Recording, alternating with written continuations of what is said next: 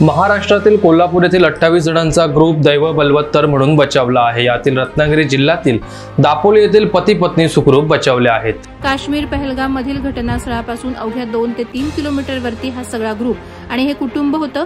या सगळ्या घटनेचा थरार सांगितला आहे। या घटनेतून बचावलेले शिवप्रसाद चौगुले आणि त्यांची पत्नी सौ प्रियांका चौगुले यांनी। नमस्कार, आम्ही काश्मीरसाठी साधारण टूरवर गेलो होतो। अभय टूर मार्फत आम्ही टूर अरेंज केली होती आणि बरंचसं आमचं जवळजवळ फिरून झालं होतं बऱ्यापैकी काश्मीर। आणि शेवटच्या टप्प्यात पहलगाम हा आमचा प्रोग्राम होता आणि पहलगामसाठी पण आम्ही रवाना झालो होतो। त्या दिवशी साधारण 1 वाजता वगैरे पहलगामला आपलं पोचलो। 1:15 पोचल्यानंतर आम्ही तिथल्या असा म्हणजे नेहमी आम्ही असं कसं जेवण अगोदर करतो किंवा नंतर करतो, पण ह्यावेळेला आम्ही म्हटलं आता काय करूया, आपण जेवण करूया आणि मग आपण पुढच्या पहलगामचा प्रोग्राम करूया।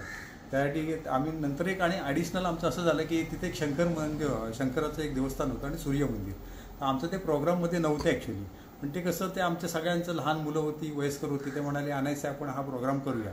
त्याच्यामुळं आमचा अर्धा ते पाऊण तास आमचा त्या सूर्यमंदिरसाठी गेला आणि ते सूर्यमंदिरसाठी अर्धा ते पाऊण तास गेला। आणि त्याच्यानंतर आम्ही जनरली तिथं पोचल्यानंतर आमचं ठरलं की बायसन जिथं हा घटना घडली ते साधारण आम्ही घोडेस्वारीपासून तर 2 ते 2.5 किलोमीटरच्या आसपास होतं। तर आम्ही म्हटलं जाऊया तिथे। तर जाण्यासाठी आम्ही घोडे अरेंज केले। साधारण 28 जणांचा ग्रुप होता, त्यातलं वयस्कर सोडून आम्ही 26 जणांसाठी घोडेसवारी अरेंज केली आणि घोडे चालू असताना जवळजवळ निम्म्याधिक बसलो होतो आणि त्याच्यामध्ये अर्धा पाऊण तास आमचा गेला होता घोडे अरेंज करता। आणि आम्ही हे झाल्यानंतर आम्ही निघाल्यानंतर की असं झालं की थोडंफार आम्ही घोडे चालू केले। 50-1 मीटर गेलो असेल तेवढ्यात आमचे ड्रायव्हर होते इब्राहिम म्हणून, ते पटापट पळत आले। अरे भाई रुको कुछ तो प्रॉब्लेम हुआ है, कुछ फायरिंग चल रहा है ऐसी। तर लगेच त्यानं आम्हाला इतकं म्हणजे खरं त्या इब्राहिमचं आम्ही म्हणजे खरं म्हणजे आमचं ते म्हणजे देवासारखं तो धावून आला आणि त्याने आम्ही मग ते हे केलं। मग लगेच आम्ही उतरलो आणि मग साधारण तिथला आसपास केलं, म्हणजे चौकशी केली तिथे। ते तिथले लोक म्हणाली की आत्तापर्यंत असं काही कार्यक्रम म्हणजे असं कधी काही झालेलं नाही, फायरिंग झालेलं नाही की काय नाही, इतकं म्हणजे शांत एरिया आहे तिकडचा काश्मीरमधला।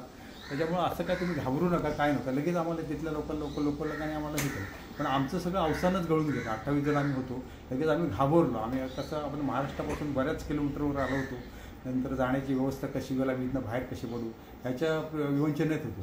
नंतर मग आम्ही लगेच थोडंसं किरकोळ एक आर्वी व्हॅली जवळ होती तिथे, त्याच्या आसपास आम्ही जरा ते सगळं हे होईपर्यंत हे गेलं आणि आर्वी व्हॅली येईपर्यंत सगळं मिलिटरीने सगळं जवळजवळ पॅकअप केलं। नंतर हेलिकॉप्टरने सर्च चालू होतं वरती सगळं। आर्मी जवळजवळ श्रीनगरला आर्मी हा तिथं जवळपासच असल्यामुळं आर्मी पण लगेच त्यांचे सगळे फटाफट यायला लागले। हेलिकॉप्टरचं सर्च चालू झालं आणि लगेच आम्हाला मग ते ड्रायव्हर पण म्हणाले अरे भाई तुम इधर मत रुको, इधर रुकना बरोबर नाही, तुम हे करू। ॲक्च्युली आमचं पहलगामला त्या ठिकाणी लॉजिंग होतं, स्टे होता, पण लगेच आम्ही ते अभय टूरचे मॅनेजरने लगेच फोन कॉन्टॅक्ट केला की असा प्रॉब्लेम झाला, काय करूया। तर अभय ते म्हणाले, त्यांनी पण चांगलं कोऑपरेशन केलं। ते म्हणाले ठीक आहे, तुमची मी व्यवस्था करतो आणि तुम्ही नंतर डिपार्चर व्हा। त्यांनी लगेच आम्हाला पाहिजे तेवढं तिथे रूम नाही मिळाले, पण आम्ही सगळ्यांनी ॲडजस्ट करून महाराष्ट्रातले जेवढे 28 ग्रुप होते ना एकमेकांनी अरेंज करून लगेच आम्ही श्रीनगरला रवाना झालो। आणि लगेच त्यांनी मिलिटरी प्रशासनाने आम्हाला फुल सहकार्य केलं। तिथले स्थानिक होते, नंतर काही प्राथमिक विक्रीसाठी तिथं सगळं बंद झालं होतं दुकान वगैरे। तिथल्या लोकांनी लेडीज वगैरे आल्या, आमच्या महिलांना म्हणाल्या तुम्ही काय प्रॉब्लेम असेल तर आमच्याकडे या, तुम्ही थोडं फ्रेश व्हा आणि घाबरू नका अजिबात। घाबरण्याचं कारण नाही, इथे काय तसं होत नाही, काय झालं असेल तर अजून काय तोपर्यंत निश्चित काय झालं हे कळलं नव्हतं। मग नंतर एक अर्धा तासानंतर फायरिंग झालं, हे झालं सगळं, नंतर आर्मी गेल्यानंतर हे सगळं कळलं आणि नंतर आम्ही श्रीनगरला रवाना झालो।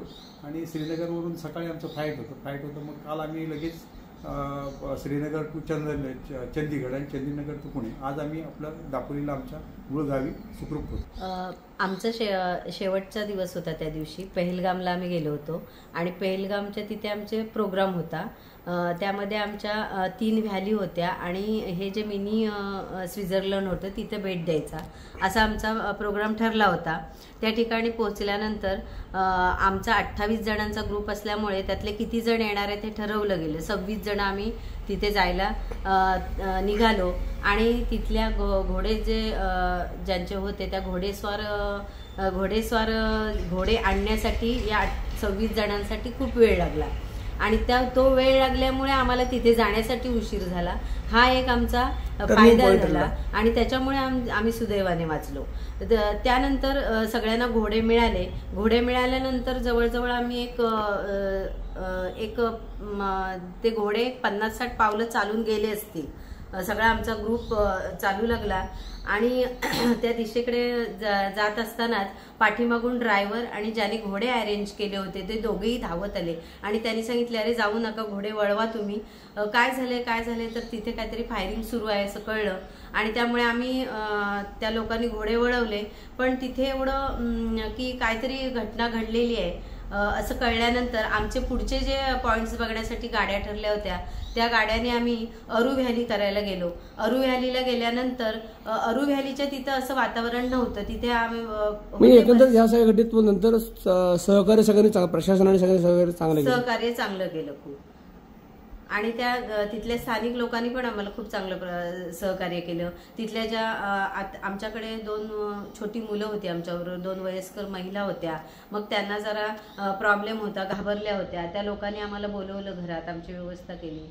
त्यानंतर चहापान वगैरे घेऊन जा, तुम्ही काही घाबरू नका, इथे राहिलात तरी तुमची काय, जर तुम्हाला जायला नाही श्रीनगरला आज मिळालं, इथे राहिलात तरी तुम्हाला काय प्रॉब्लेम येणार नाही, असं सुद्धा आम्हाला धीर दिला तिथल्या स्थानिक लोकांनी.